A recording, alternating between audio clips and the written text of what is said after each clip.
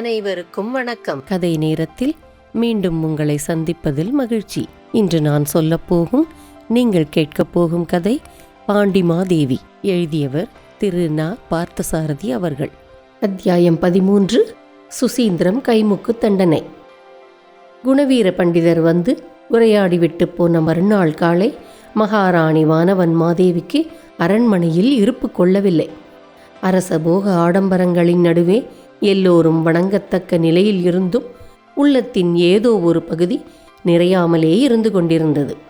நிறைந்த வசதிகள் நிறையாத நெஞ்சம், உயர்ந்த எதிர்கால கனவுகள், உயராத நிகழ்கால சூழ்நிலை, இப்படி தவித்து கொண்டிருந்தது அந்த பேருள்ளம். அந்த தவிப்பை மாற்ற விலாசினியும் பகவதியும் உடன் இருந்தது எவ்வளவோ ஆறுதலாக இருந்தது. அந்த ஒரே ஆறுதலும் இப்போது இல்லை. அன்று விடிந்ததும் வானவன் மாதேவிக்கு விலாசினி திடீரென தந்தையோடு ஊருக்கு சென்றுவிட்ட செய்தி தெரிந்தது. பகவதியாவது அரண்மனையில் இருப்பாள் என்று எண்ணி அவளை அழைத்து வரச் சொல்லி வண்ணமகளை அனுப்பினார் மகாராணி.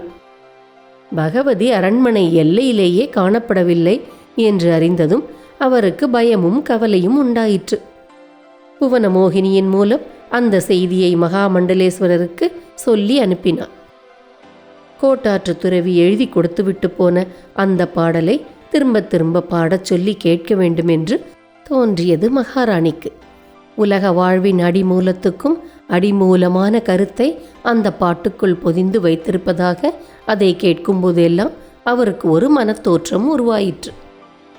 குமார பாண்டியனை பற்றி மகாமண்டலேஸ்வரர் வந்து கூறிய விவரங்கள் அவருக்கு மிகுந்த வேதனையை கொடுத்திருந்தன.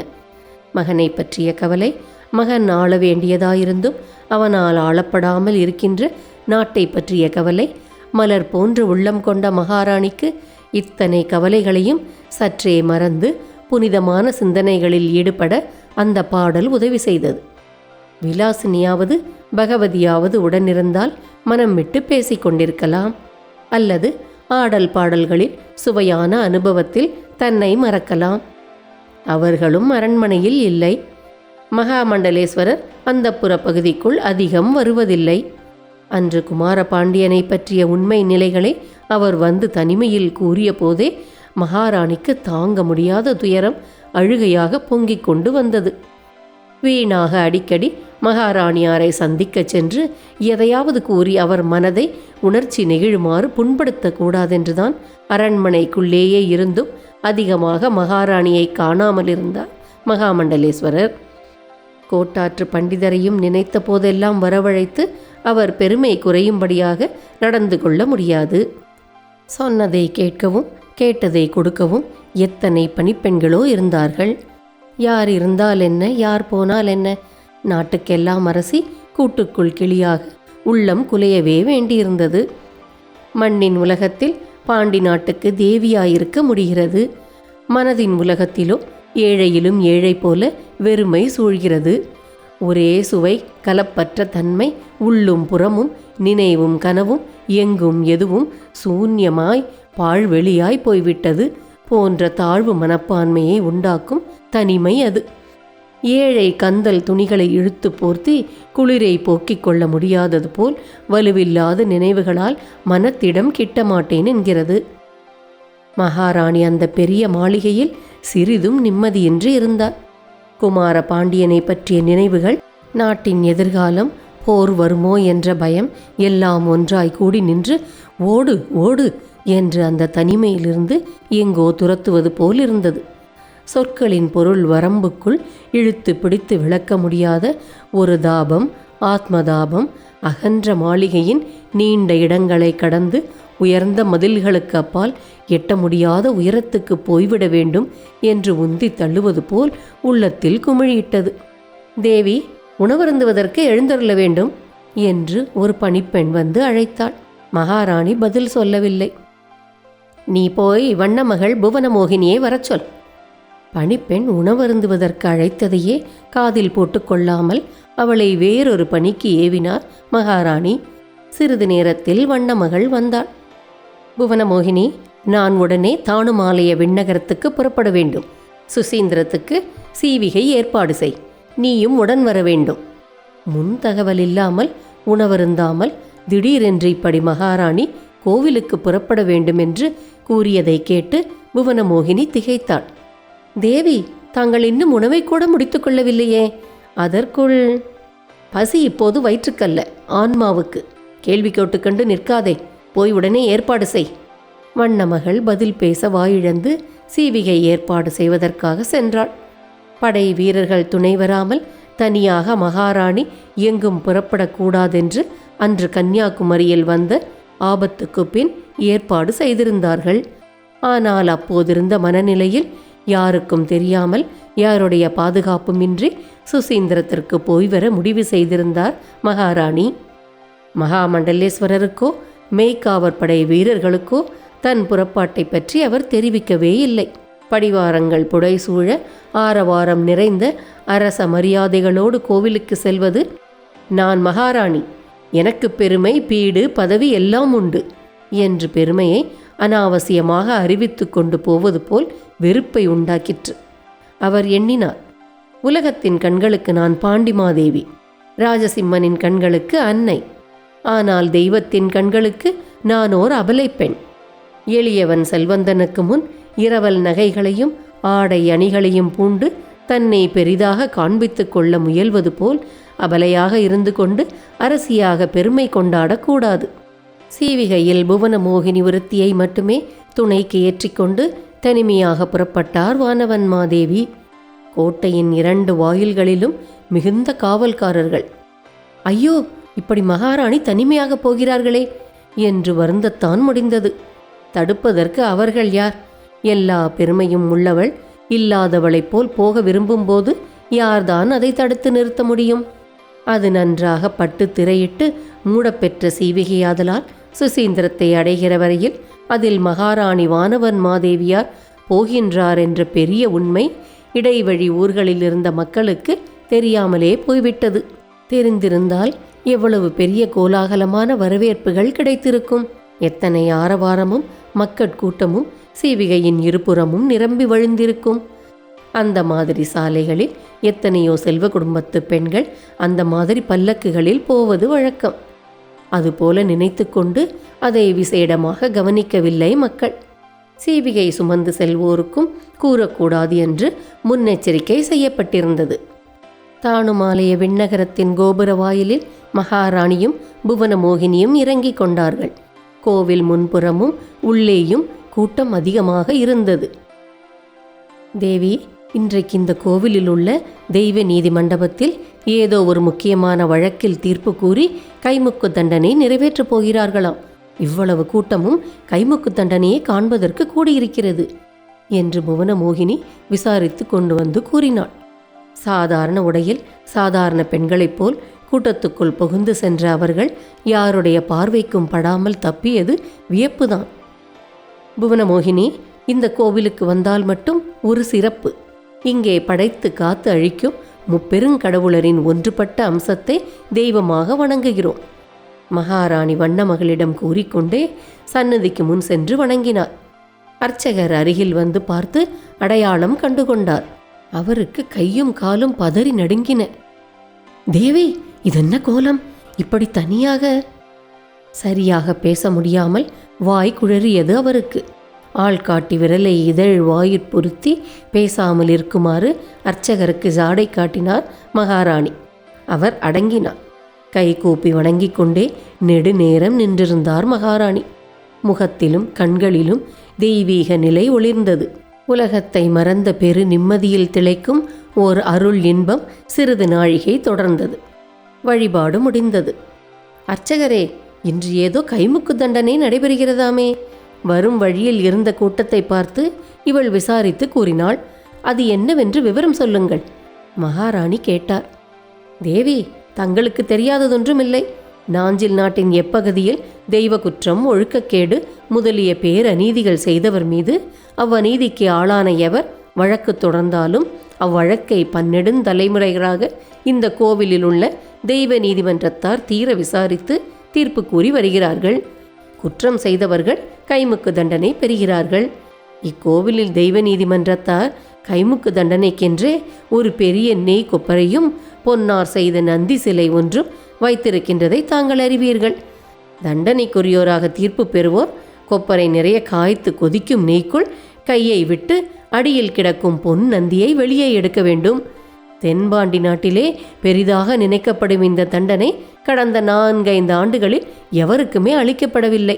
அதாவது கைமுக்கு தண்டனை பெருமளவுக்கு இந்த சில ஆண்டுகளில் இந்த பகுதியில் யாரும் குற்றம் செய்யவில்லை.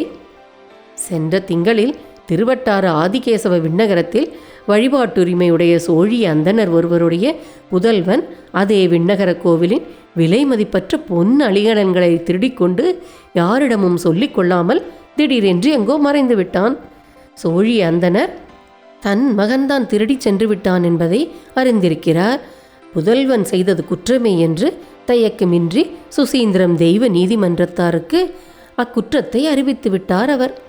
எனினும் குற்றம் செய்த சோழிய இளைஞன் அகப்படவில்லை. 2-3 நாட்களுக்கு முன்னால் காந்தலூரில் ஒரு பொற்கொல்லன் வீட்டில் விண்ணகரத்து பொன்னகைகளை அழித்து உருக்கி விடுவதற்கு முயன்று கொண்டிருந்த போது அந்த சோழிய இளைஞனை பிடித்து விட்டார்கள். இன்று தீர்ப்பு கூறுகிறார்கள். நீண்ட நாட்களுக்கு பின்னர் நடைபெறும் கைமுக்கு தண்டனையாகையால் மக்கள் திருவிழா கூட்டம் போல பார்ப்பதற்கு கூடிவிட்டார்கள். கைமுக்கு மண்டபத்து பக்கம் போவதற்கே பரிதாபமாக இருக்கிறது என்றார் அர்ச்சகர். கல்மனம் அடைத்த அந்த சோழி அந்தனர் என் மகன் ஆனால் என்ன, வேறெவன் ஆனால் என்ன, செய்தது தவறு, பெற வேண்டியது தண்டனைதான் என்று பாசத்தை மறந்து நியாயத்தை ஒப்புக்கொள்கிறார். ஆனால் நான் உங்களிடம் எப்படி சொல்வேன் மகாராணி? அவனை பெற்ற அந்த சோழிய நங்கையின் கதறல் இந்த மண்டபத்தையே சோக வெள்ளத்தில் மூழ்கச் செய்கிறது. அந்த தாய் தூணில் முட்டிக்கொள்கிறார், முறையிடுகிறார். என் மகன் கையை நெய் கொப்பரைக்குள் விடுமுன் நானே நெய் கொப்பரையில் கொதிக்கும் நெய்க்குள் பாய்ந்து உயிரை விட்டு விடுவேன் என்று அடம்பிடிக்கிறாள். அவளுக்கும் ஒரே மகன் அவன். தந்தைக்கு நியாயம் பெரிதாக தெரிகிறது, தாய்க்கு பாசம் பெரிதாக தெரிகிறது. தாய் 2 திங்கள் வயிற்றில் சுமந்தவள். என்ன செய்வது தேவி?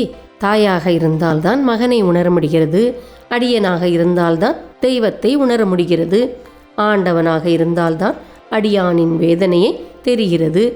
வாழ்க்கை நியதி எப்படி அமைந்து கிடைக்கிறது? அர்ச்சகர் உணர்ச்சிகரமாக உருக்கமாக தன் மனதில் புதைந்து கிடந்த துன்பங்களை மகாராணிக்கு முன் கொட்டினார். அவர் முடித்ததும் மகாராணி ஆவலோடு கேட்டார். அதெல்லாம் சரி, முடிவு என்ன ஆயிற்று? கைமுக்கு தண்டனையை நிறைவேற்றினார்களா இல்லையா? நீதிமன்றத்தார் தண்டனையை அளித்து விட்டார்கள். ஆனால் தண்டனையை நிறைவேற்ற முடியாமல் ஒரு தாயின் 2 கைகள் தடுத்து அடம்பிடிக்கின்றன. நெய்கோப்பரை கொதித்து கொண்டிருக்கிறது. இவ்வளவு கூட்டமும் அதைத்தான் வேடிக்கை பார்க்க போகிறது. முடிவு என்ன ஆகுமோ தெரியவில்லை. அர்ச்சகருடைய வார்த்தைகளை கேட்டு முடிந்ததும் மகாராணி வானவன் மாதேவியார் பெருமூச்சு விட்டார். அவருடைய பேச்சு மகாராணியின் மனதில் 2 சொற்களை ஆழ பதித்து விட்டது. தாயாக இருந்தால்தான் மகனை உணர முடிகிறது, ஆண்டவனாக இருந்தால்தான் அடியானின் வேதனை தெரிகிறது. யாரும் அறியாமல் புதையல் எடுத்த எளியவன் அதை திரும்ப திரும்ப தனிமையில் தான் மட்டும் பார்த்து மகிழ்வது போல் இந்த உயிரோட்டமுள்ள வாக்கியங்கள் அவர் மன ஆழத்தை தொட்டு துடிப்பூட்டின. தெய்வ நீதிமன்றம் அந்த கோவிலின் வேறொரு பகுதியில் இருந்தது. ஏக்கத்தோடும் அனுதாபத்தோடும் நிராசையோடும் அந்த பக்கம் திரும்பி பார்த்தார் மகாராணி. கூட்டம் திரள் திரளாக தெய்வ நீதிமன்றம் இருந்த பகுதிக்குள் சென்று கொண்டிருந்தது. இவ்வளவு கூட்டமும் கைமுக்கு தண்டனையை வேடிக்கை பார்க்க போகிறது. ஆனால் இவ்வளவு பேரும் அடையாத சோக உணர்ச்சி தண்டனை அடைந்தவனை பெற்ற தாய்க்கு மட்டும் ஏற்படுகிறது. உலகத்துக்கு வேடிக்கை, தாய்க்கு வேதனை. தாயாக இருந்தால் எத்தனை துன்பங்கள், ஆனாலும் தாயாக இருப்பதில்தான் எவ்வளவு பெருமை. யாரையோ அடிப்பதற்காக ஓங்கிய கை யார் மேலேயோ விழுந்தது போல் எந்த தாயையோ நினைத்து கொண்டு அர்ச்சகர் கூறிய அந்த வாக்கியம் தம் இதயத்தையே கசக்கி பிழிவதை வானவன் மாதேவி உணர முடிந்தது. அந்த வினாடி வானவன் மாதேவியின் மனத்தில் மின்னலை போர் ஒரு எண்ணம் உண்டாயிற்று. முகம் மலர, விழிகளில் சத்தியமொளிர அர்ச்சகரை நிமிர்ந்து பார்த்தார்.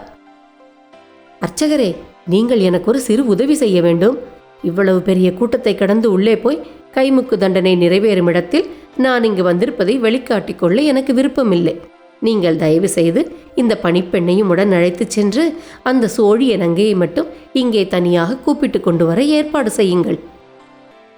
அர்ச்சகருக்கு மகாராணியின் அந்த வேண்டுகோள் ஆச்சரியத்தை உண்டாக்கிற்று. ஆனாலும் அதை அடக்கிக் கொண்டு, அப்படியே அழைத்து வர முயல்கிறேன் தேவி என்று கூறி புவனமோகினியையும் உடன் அழைத்து கொண்டு கூட்டத்துக்குள் புகுந்தார். சன்னதிக்கு முன் தனியாக நின்ற மகாராணி பிறருடைய கவனம் தம்மால் கவரப்படக்கூடாதென்று நினைத்து யாரோ தரிசனத்துக்கு வந்தவள் போல் தோன்றும்படி ஒரு தூண் ஓரமாக ஒடுங்கி நின்றாள்.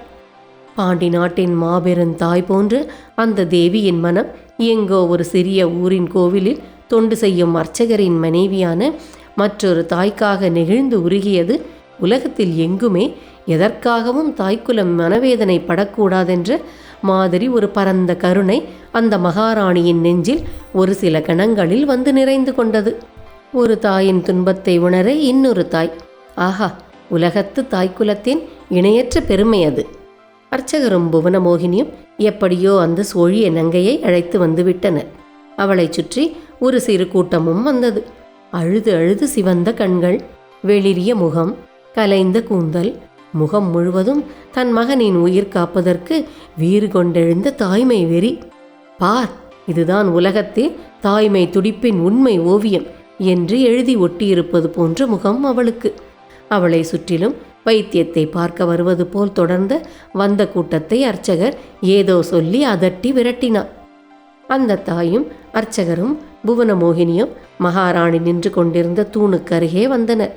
அர்ச்சகரையும் புவனமோகினியையும் ஒதுங்கிச் செல்லுமாறு குறிப்பு காட்டிவிட்டு அவளை நோக்கி, வா அம்மா, உன் துன்பத்தை கேள்விப்பட்டேன். என் மனம் பெரிதும் கலங்கியது. எனக்கு மட்டுமில்லை அன்பா, உலகத்து தாய்மார்கள் எல்லோரும் துன்பப்படவே பிறந்திருக்கிறோம். இந்த நாட்டு மகாராணி வானவன் மாதேவியை பற்றி நீ கேள்விப்பட்டிருப்பாய். அவர் கூட தம் மகனை எண்ணித்தான் ஓயாமல் கலங்கி கொண்டிருக்கிறார். நாம் என்ன செய்வது? நாம் பெற்ற பிள்ளைகள் அசடுகளாக இருந்துவிட்டால் அவைகளுக்கும் சேர்த்து நாம் தான் வருத்தப்பட வேண்டியிருக்கிறது என்று தாம் இன்னார் என காட்டிக்கொள்ளாமல் மூன்றாவது மனிதர் தற்செயலாக அனுதாபப்படுவது போல் பேசினார் மகாராணி. அந்த சோழிய நங்கை விக்கலும் விசும்பலுமாக வெடித்து கொண்டு வரும் அழுகையோடு சீறினாள். இவ்வளவு ஆறுதல் சொல்கிறீர்களே, உங்களுக்கு ஒரு மகன் இருந்து அவனும் இம்மாதிரி திருடி கொண்டு ஓடி அகப்பட்டு விட்டால் அவன் கைமுக்கு தண்டனை அடைவதைக் கண்டு உங்களால் பொறுமையாக இருந்துவிட முடியுமா? பெரிய அவ்வை மூதாட்டியைப் போல் கூப்பிட்டு விட்டு இருந்த இடத்தில் இருந்து கொண்டே எனக்கு அறிவுரை சொல்ல வந்து விட்டீர்களே. யார் நீங்கள்? உங்களுக்கு என்ன இதில் அக்கறை? அம்மா, நானும் உன்னை போல் ஒரு தாய். எனக்கும் ஒரு மகன் இருக்கிறான். மகாராணி ஒவ்வொரு சொல்லாக நிறுத்தி பதில் கூறினாள். வானவன் மாதேவியின் உள்ளத்தில் பேரிடியை பாய்ச்சியிருந்தாள் அந்த சோழிய நங்கை. உனக்கும் ஒரு மகன் இருந்து அவனும் இப்படி திருடிக்கொண்டு ஓடி அகப்பட்டிருந்தால் சரியாக கேட்டிருந்தாள் அவள். ஆம், எனக்கும் ஒரு மகன் இருக்கிறான். அவனும் ஒரு விதத்தில் திருடியிருக்கிறான். மகாராணி மனத்துக்குள் சொல்லிக்கொண்டார். அவருடைய மனம் வலித்தது, மிகவும் வலித்தது.